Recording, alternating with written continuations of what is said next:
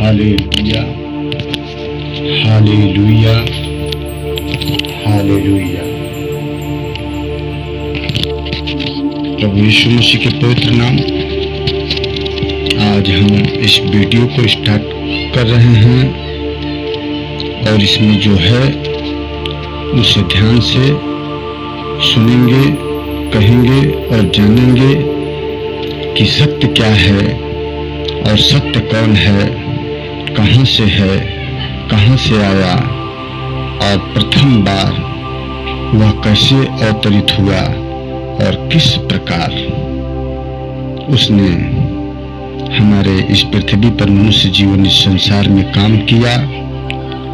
आखिर वो है कौन, उसका नाम क्या है, इसकी जानकारी इस वीडियो में आज हम जानेंगे। तो देखिए, मैंने भी इस संसार में रहते हुए सुना है कि भगवान वो हैं, भगवान वो हैं, भगवान वो हैं, भगवान वो हैं। बहुत सारे भगवान की चर्चा हमने अपने जीवन में सुना, लेकिन मुझे सच्चे परमेश्वर की ढूंढने की इच्छा थी, जानने की इच्छा थी कि परमेश्वर झूठ बोलते नहीं हैं और परमेश्वर जो है एक ही हैं। तो ये अनेक परमेश्वर जो इस संसार में विचरित कर रहे हैं और अलग अलग परमेश्वर को अलग अलग रूप से, अलग अलग ढंग से जो प्रार्थनाएं याचनाएं की जाती है, इसमें से क्या सत्य है, क्या गलत है और कैसे जान पाएं कि सच्चा परमेश्वर इसमें से कौन है। तो इस जानकारी के लिए मैं बहुत दिनों से परेशान था और मैं जानना चाहता था, लेकिन तो ढूंढोगे तो पाओगे। बाइबल में लिखा गया है, खटखटाओगे तो खोला जाएगा। आखिर यह वचन हमारे जीवन में सत्य हुई और मैंने सच्चे परमेश्वर को जान लिया। अब कोई जाने या न जाने, अगर अपनी आत्मा जिस चीज को पूर्ण रूप से सत्य मान लेती है और हम अंदर से संतुष्ट हो जाते हैं कि बस यही सत्य है, तो समझ लीजिए कि आपके लिए वो हो गया, बेशक दूसरे के लिए न हो। यानी आप सच्चे परमेश्वर को पहचान गए, बेशक दुनिया न पहचाने, कोई और माने या न माने, उससे हमको मतलब नहीं है। लेकिन अगर हम जानकर संतुष्ट हो गए तो समझ लीजिए कि मानव जीवन सफल हो गया और हम जान गए कि जो हम ढूंढते थे वो पा गए और वह सत्य। अब सत्य है कैसे, इसके बारे में आइए हम लोग मनन करते हैं। देखिए, बाइबल जो पुस्तक है, इस पुस्तक में सबसे पहला पेज पर लिखा हुआ है उत्पत्ति, और इसमें दर्शन, अपने परमेश्वर का दर्शन जो है, सबसे पहले लोग विचार करते हैं कि परमेश्वर कहाँ से आया, कैसा था, क्या था, वो क्या है, कहाँ, मतलब कुछ निचोड़ नहीं मिल पाता था मुझे। लेकिन जब इस वचन को हमने पढ़ा तो मुझे निचोड़ मिला। देखिए क्या लिखा हुआ है, आदि में परमेश्वर ने आकाश और पृथ्वी की सृष्टि की। पृथ्वी बेडौल और सुनसान पड़ी थी और गहरे जल के ऊपर अंधियारा था, तथा परमेश्वर का आत्मा जल के ऊपर मंडराता था। कौन मंडराता था? परमेश्वर नहीं मंडराता था, परमेश्वर की आत्मा, यानी परमेश्वर आत्मा के रूप में। कोई उसकी तस्वीर नहीं, किसी भी प्रकार का बाल, नाक और जैसे ये है ऐसा कुछ भी नहीं। साफ साफ यह वचन बता रहा है कि गहरे जल के ऊपर अंधियारा था तथा परमेश्वर की आत्मा जल के ऊपर मर्राता था। किस लिए?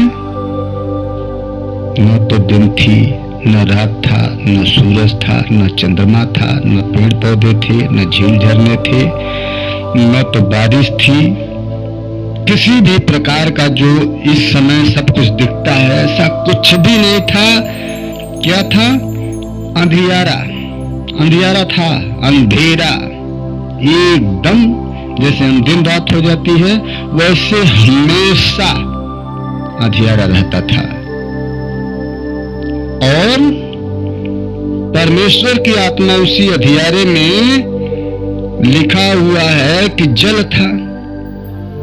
जल के ऊपर यानी पृथ्वी के ऊपर जल भी जो समुद्र का है उसका कोई एक रहने का स्थान नहीं था। वो जिधर मर्जी करे उधर बहते रहता था, जल था।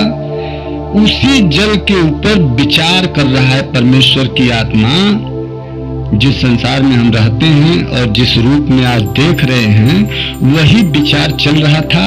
और जल के ऊपर पहली बार परमेश्वर का दर्शन हो रहा है। उस परमेश्वर का प्रणाम करें कि वो पहला दर्शन है।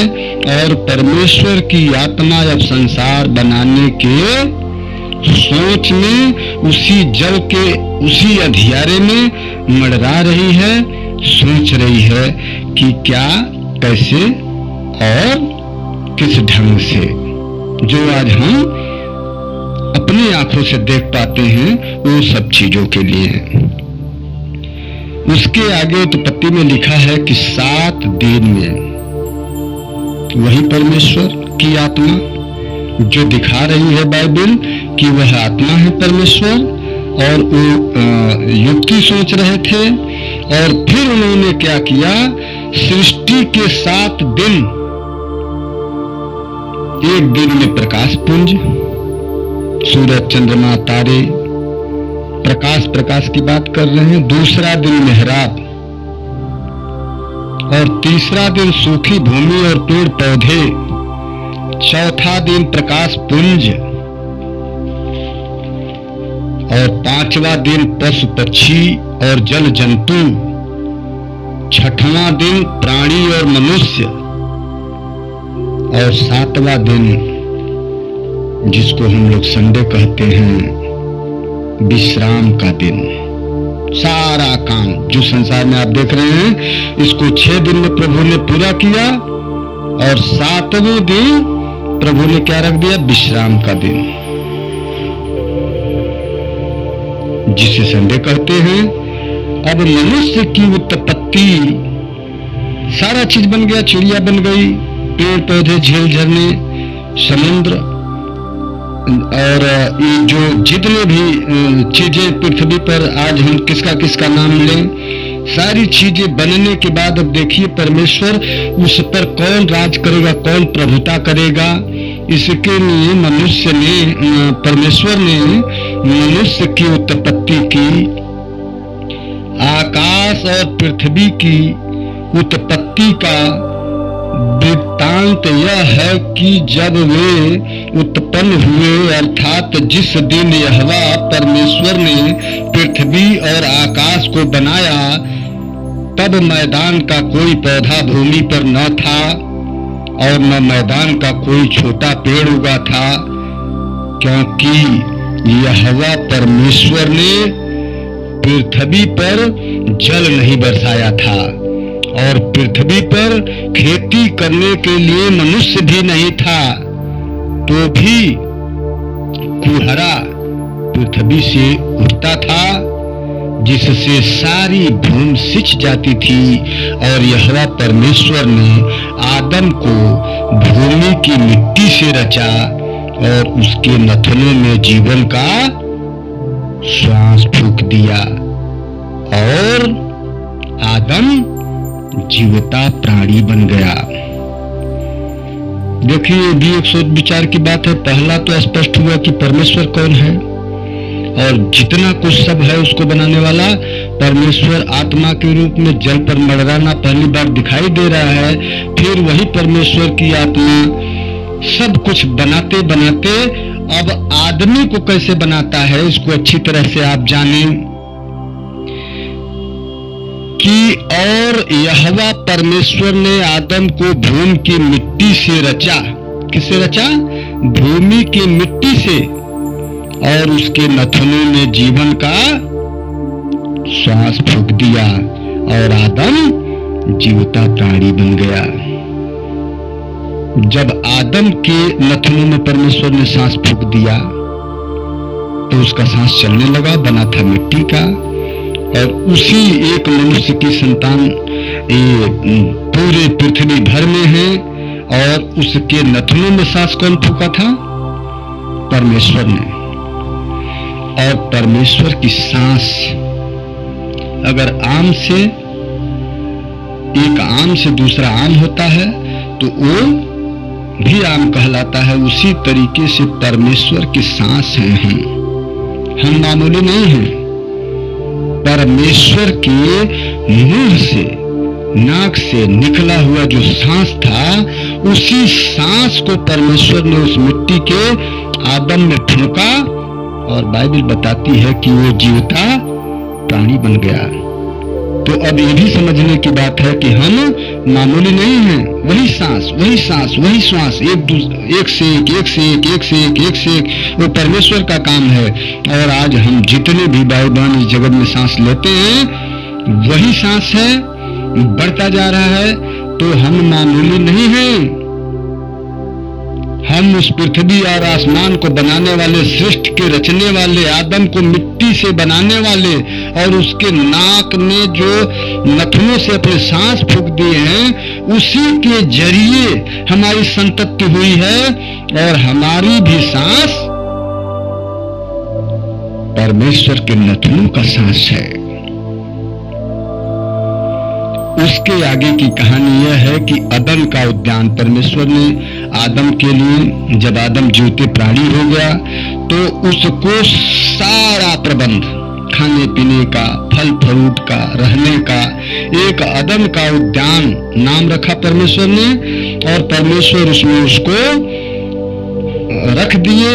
उस उद्यान से बाइबल बताती है कि नदियों का भी विस्तार निकला, बड़ा सुंदर माहौल था, सब कुछ ठीक था। परमेश्वर ने उसको रोज मिलने के लिए आते थे, और उसके लिए परमेश्वर ने उसके ही फसले में से एक सोए अवस्था में अछेद किया, और उसमें से एक हड्डियां निकाली और उससे नारी को बनाया। इसीलिए नर से निकली तो उसका नाम नारी दिया गया। यानी नारी की भी उत्पत्ति किसी पेट से नहीं हुई है, और न तो आदम का भी कि वो किसी के पेट से निकला है। इन दोनों को परमेश्वर ने अपने चमत्कार के द्वारा पृथ्वी पर खड़ा किया है। और आगे बात ये है कि परमेश्वर ने आदम से और हव्वा को समझाया था कि जिस बाटिके में तुम रहते हो, इस बाटिके के हर फल को तुम खाना, लेकिन इसके बीच में जो एक पेड़ है उसका फल तुम मत खाना।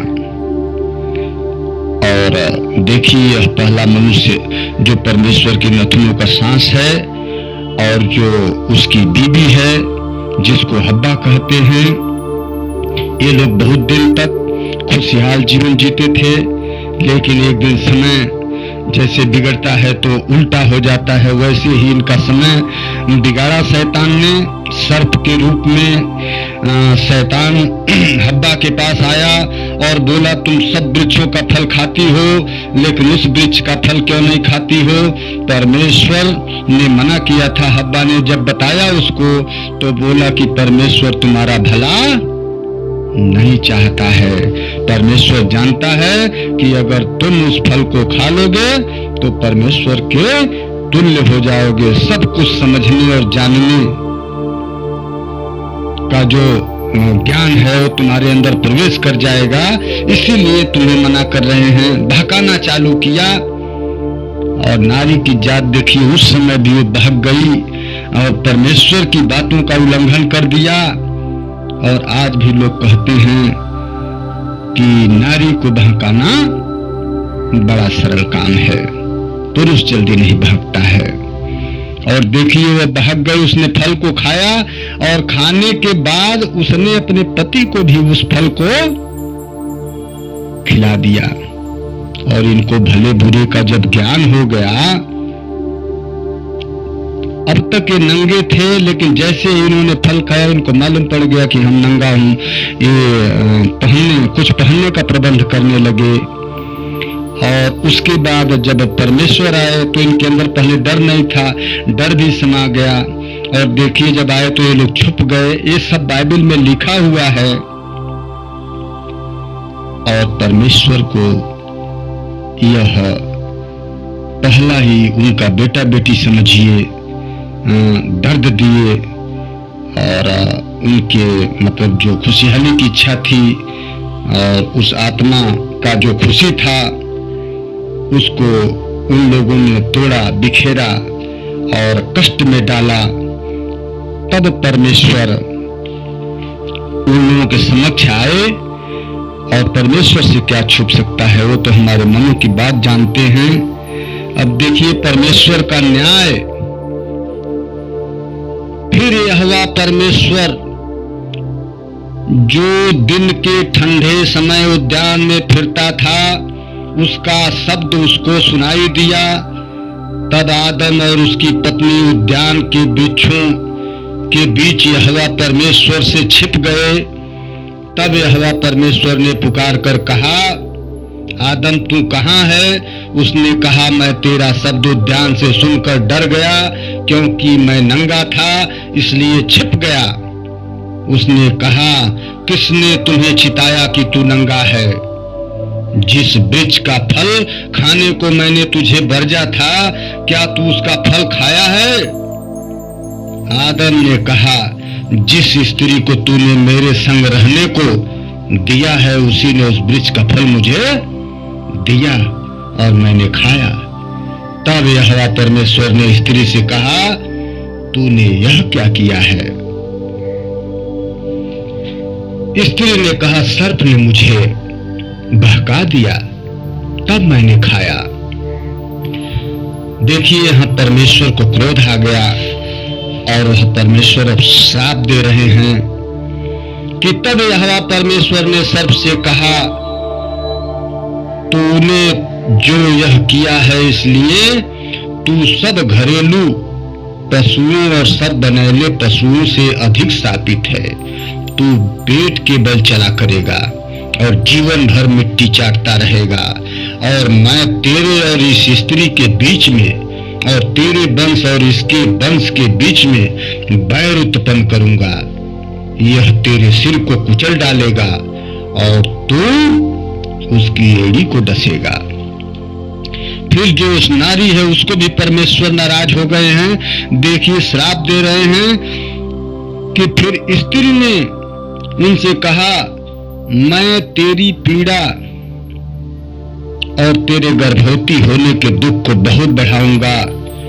तू पीड़ित होकर बालक उत्पन्न करेगी और तेरी लालसा तेरे पति की ओर होगी और वह तुझ पर प्रभुता करेगा। ये स्त्री को श्राप परमेश्वर दे रहे हैं और फिर उस मर्द आदम को श्राप दे रहे हैं। तब आदम से उसने कहा, तूने जो अपनी पत्नी की बात सुनी और जिस वृक्ष के फल के विषय में मैंने तुझे आज्ञा दी थी कि तू उसे न खाना, उसको तूने खाया है, इसलिए भूमि तेरे कारण शापित है। तू उसकी उपज जीवन भर दुख से खाया करेगा और वह तेरे लिए कांटे और उटकुटारे उगाएगी, और तू खेत की उपज खाएगा और अपने माथे के पसीने की रोटी खाया करेगा और अंत में मिट्टी में मिल जाएगा, क्योंकि तू उसी में से निकाला गया है। तो मिट्टी तो है और मिट्टी में ही मिल जाएगा।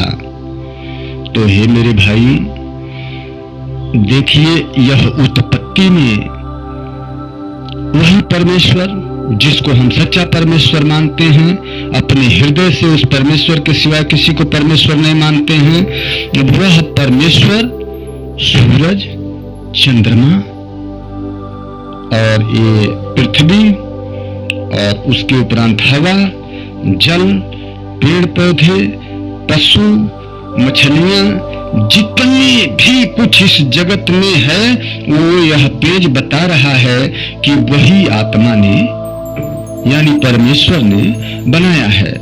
यहाँ तक कि हमको भी, आदम को भी परमेश्वर, उसके बीबी को भी परमेश्वर बना रहे हैं। और परमेश्वर चाहते थे कि ये मेरी मर्जी के अनुसार चले, इन्हें कभी मृत्यु नहीं थी। अगर ये लोग बीज के फल को न खाते, उस भले और बुरे के वृक्ष के पेड़ को न खाते, शैतान का बहकाना अगर न सुनते, तो इनको कभी मृत्यु नहीं था। लेकिन परमेश्वर का आज्ञा न मानने के कारण इनसे पाप हो गया और फिर मनुष्य पर मृत्यु नियुक्त हो गई। अब वो कौन सी मृत्यु? वो आत्मा में मर गए। जो परमेश्वर के साथ आत्मा और मनुष्य का आत्मा जब मेल खा जाती है, तो वह जीवन अलग जीवन है। जिसकी आत्मा मिल गई है उसको सिर्फ वो जानता है, बशर्ते जो उस परमेश्वर और अपनी आत्मा को एक नहीं किया है, वो आत्मा में मरा हुआ मनुष्य है। लेकिन उसका जिंदा होने का एक ही तरीका है, वह भी जिंदा हो जाएगा। लेकिन जब वह परमेश्वर के वचन को सुनेगा और मानेगा, कबूल करेगा और उसके बारे में तर्क वितर्क से सोचेगा, जब परमेश्वर की आवाज उनके कानों में जाएगी, तो परमेश्वर की आवाज मामूली आवाज नहीं है। बेशक मैं बोल रहा हूं, लेकिन ये मैं नहीं बोल रहा हूं। मेरे अंदर क्या है कि मैं परमेश्वर की गाथा गा पाऊं। परमेश्वर की आत्मा अपना काम करती है दूसरों के मुंह से। चाहे आप मेरे किसी भी भाई से वचन सुनते हैं, अगर आप उस वचन को अपने अंदर सीधी तरीके से जाने देंगे और उस पर मनन करेंगे, तो आपके अंदर की मरी हुई आत्मा जिंदा होगी और आप परमेश्वर को भली भांति जान पाएंगे। हे मेरे भाइयों, अगली वीडियो में फिर डालूंगा। मैं आप लोगों से रिक्वेस्ट कर रहा हूं कि मेरे मनोबल को आगे बढ़ाइए। मैं आप ही भाइयों में से एक, मैं भी आपका भाई हूं और अपने भाई के प्रति स्नेह प्रेम कीजिए। मेरे वीडियो को लाइक और आप समझ गए हैं, इसलिए हे मेरे भाइयों, कृपया करके मेरी बातों पर गौर करें और प्रभु का वचन ध्यान से सुना करें। आमीन। जय यीशु।